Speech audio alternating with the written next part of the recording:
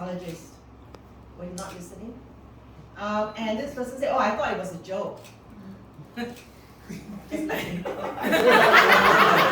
how many of you have people telling you your job is a joke? Any of you? Any of you people telling you your life is a joke? Or maybe those of you, your life is not a joke, but maybe more like a tragedy. So yeah, it's not funny, you know, when people laugh at what you do for a living, or cannot stop laughing at what you do for a living. It's your rice bowl, right? It's just not very nice. And so the thing is, in order to be a sexologist, especially in Singapore, to be a woman who's Asian, who's also Chinese, who's also getting older by the year, you need some balls.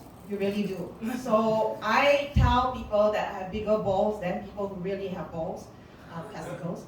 So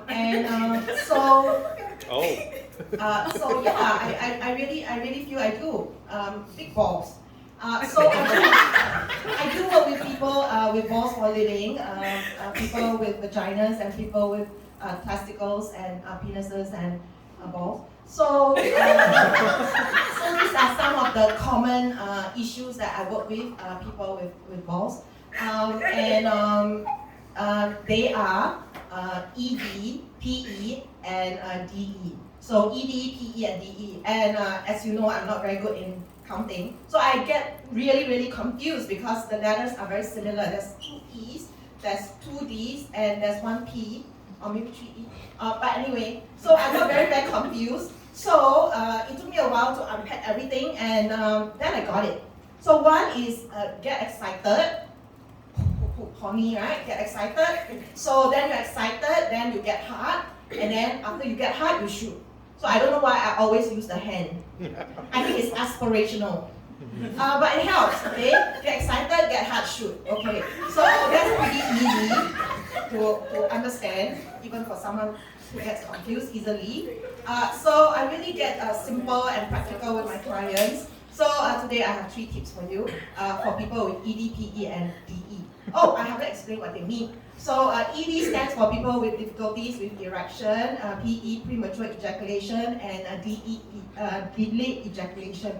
So it's a condition that happens when a person wants to ejaculate, but is having difficulties doing so.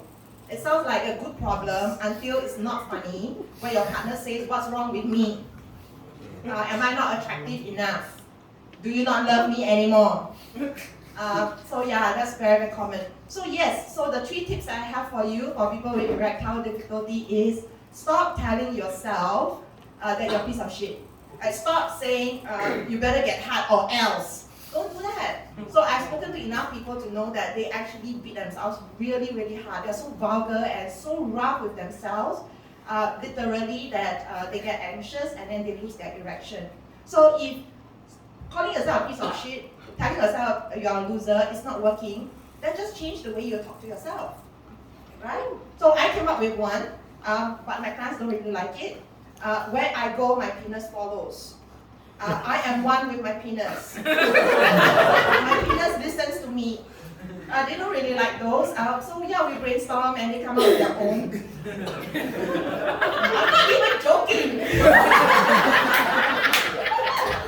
As somebody without a penis, I thought they're pretty good because literally your penis is attached to you. So yes, where you go, your penis follows, right?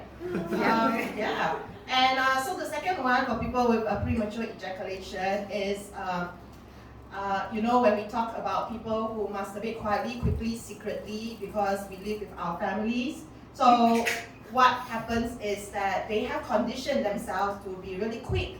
So I've asked them whether they have tried masturbating longer, and amazingly, actually, a lot of them find a hassle to ejaculate because they do it so often. They just want to get it over and done with. They have other things to do. They just want to sleep. They want to just let go of stress. So they have conditioned and they're really quick. So I say, well, if you've been running 100 meters your whole life, how can you run a marathon? So you have to start trying to take your time and go slower and longer. So that is also not a joke. So that's actually something I also talk about. That's this analogy that I use.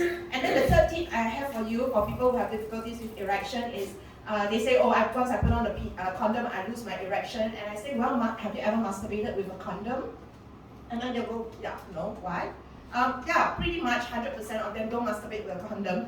And say, well, it's about like rehearsal, right? So the whole act of taking the condom out of the wrapper, putting it on, sometimes they get into their whole mindset of, I better not be a piece of shit. And so they lose their direction. So it's really important to masturbate with condom.